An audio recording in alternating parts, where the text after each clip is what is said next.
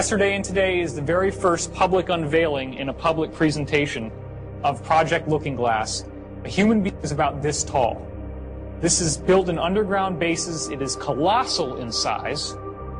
And what happens is when you fire this thing up, these rings start going in all different directions. It shields off the barrel of water inside, which is just like your pineal gland. The water inside flips over into time-space, which then captures argon gas, captures visual images, and this is what it looks like. It becomes huge, glowing, all the way out to these posts, which are used as stabilizers for the energy field. Now, it doesn't start out with an image of the Earth. That's just there as a placeholder, although you could see the whole Earth like that if you wanted to. That's not usually what happens. Well, contact, right? We have been given the technology right in front of our faces in the movies. They just don't tell you what it's for. In what? 13 Ghosts? Well, thank you. I'll have to check that one out. Doesn't sound like a movie I'd want to see, but if it's for that, oh, I can imagine. So, contact, just to recap from yesterday, blueprints come in from the Vegans, from Vega. They figure out that it's only when you fold up these patterns into a cube, which forms what there in the center, the triangle with the eye in the middle, as it folds up. Cube geometry.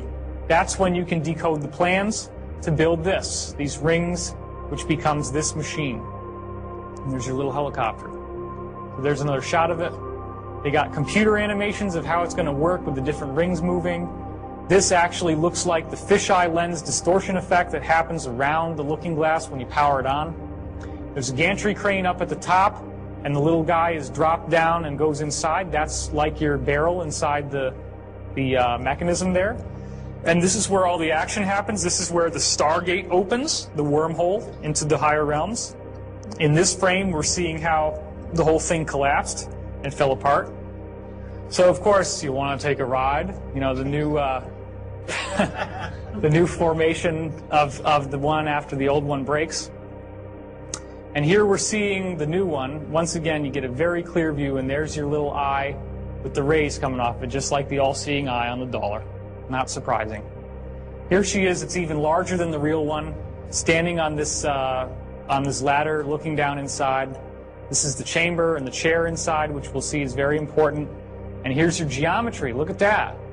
Did anybody notice that when you were watching the movie? Because it goes by pretty fast. That's that same geometry that's in the background radiation of the whole universe with the sphere in the center. They fire it up. Guess what happens? Big, bright luminosity, just like the real thing. The real thing that they're actually using and have been using since the 40s at least. And here's what it looked like from the control room. It gets brighter and brighter, and then she starts having the floor disappear. She gets dropped down inside, and then, of course, she goes through this wild wormhole ride, and there's an ascension experience at the end of the dream. The Iraq War had, to a large degree, the mission of capturing a looking glass technology that was dug up in Sumer, which was originally in the possession of Gaddafi in Libya, which is why they attacked Libya. Gaddafi got rid of it and gave it to Saddam Hussein. Saddam Hussein was using this technology, viewing the future. The U.S. government went in after him because they felt that the fate of the world was at stake, because if they did not capture this technology and get it back and deconstruct it, that the Earth would have a pole shift. But when you actually decipher these letters, it means the doctrine of the convergent timeline paradox. Here's the problem. You look through time with this device, and when you hit 2012, everything goes perfectly white. As you get closer and closer to 2012, starting in around 1980, a very strange thing has been happening when they use the looking glass. There is an interlacing of images. So right now, imagine that if I had this slide on half the time, and then the other half of the time there was an image of like a face. And if I interlace them slowly, then maybe every second it goes from here to the face to here to the face. Then as it speeds up, it gets faster and faster to the point that if it were complex images, you couldn't make out one from the other because they're flip-flopping so fast. Okay? That's called interlacing, and the frequency of the interlacing gets higher and higher as you go towards 2012. So anytime that they try to look at, like, or they used to try to look, because they're not using them anymore, 2009, 2010, 2011, 2012, bam. It's so interlaced that they have a whole server farm of computers just to deconstruct the two images and be able to see what they're looking at in the future. So again, this is what they're using. This is one of the main ones they're using, the Orion Cube as they call it, or the Cube. And also it's being used with Looking Glass. But what's going on with 2012? Well, here's another very interesting thing. We have multiple parallel futures that we can choose. And 2012 literally does represent create your own reality time. It has everything to do with what do you expect is going to happen.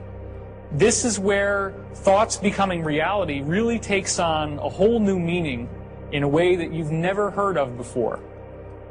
So what they found that was so bizarre was that at December 21st, 2012, they could calculate it down to the day, that's how precise this was, that for some reason all the graphs, all the waves would go into a complete flat line.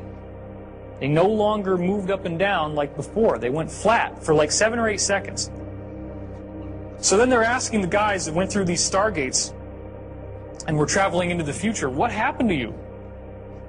Every single time that somebody tried to hit 2012, they said the same thing. There was this thing they called the bump. It actually hits you like a bump. You actually feel like you've slammed into something. And as soon as it slams into you, you have the most incredible religious experience you can imagine. Cosmic consciousness. Your consciousness just blasts into this wonderful place where you have awareness of no space, no time. All knowledge is available to you. Ecstatic God consciousness. You could be the galaxy. You could be a subatomic particle. You can go everywhere, do everything, and there's no sense of it ever ending.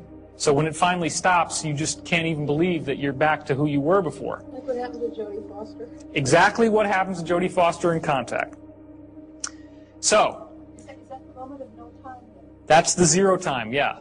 And Daniel doesn't agree with me on this, but I believe that 2012 is our zero time reference. And when you hit 2012, everything goes perfectly white.